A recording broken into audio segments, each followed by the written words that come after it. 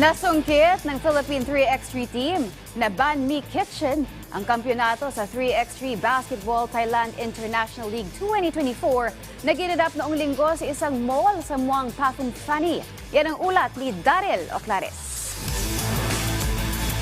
Gumawa ng kasaysayan ng 3x3 team na Ban Mi Kitchen bilang kauna-unahang Filipino team na nagwagi ng isang international 3x3 title. Ito ay matapos pagharian ni Tonino Gonzaga, Terence Tumalip, Louis Vigil at Yutian Andrada ang 3x3 Basketball Thailand International League 2024 na ginanap mula April 4 hanggang 7 sa isang mall sa Muang Pathum Thani. Bago makapasok sa championship match, na-sweep muna ng kupunan ng kanilang mga laro sa pool stage para agad na makapasok sa quarterfinals.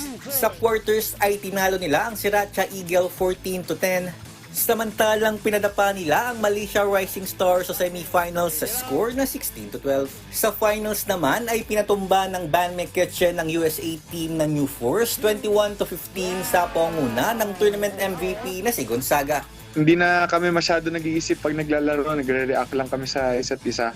Ini-encourage ako ng mga teammates ko na laruin yung laro ko, tapos huwag masyado mag-isip, mag-enjoy lang. Para naman kay Tumalip na ilang beses nang sumasali sa mga 3x3 events sa labas ng bansa, malaking bagay para sa kanya at sa kupunan na makuha ang nasabing titulo. Sobrang saya yung experience doon kasi ilang beses na kami nasali sa mga international competitions. Tapos syempre parang palagi kami umuwi na parang nalungkot kasi parang hindi namin nauwi yung kailangan namin. Thankful kami na syempre ngayon sa addition ni Tonino.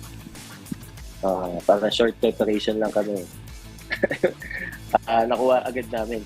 Dahil sa panalo sa Thai Half-Court League, nakapasok ang Ban Mi Kitchen sa Hongcheon Challenger sa South Korea na isasagawa naman sa May 11 at 12. Kaya matapos ang maikling pahinga, sinisigurado ni Head Coach Anton Altamirano na agad silang magbabalik sa ensayo. We qualified for the Hongcheon Korea Challenger, so it will be on May 11 to 12. So we're gonna be preparing for that.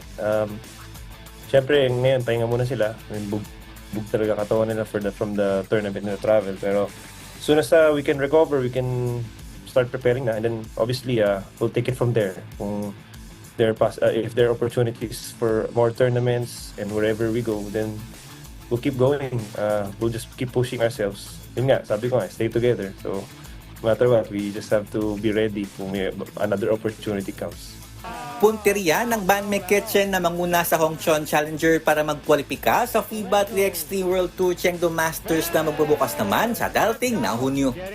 Daryl Oclares para sa Pambansang TV sa Bagong Pilipinas.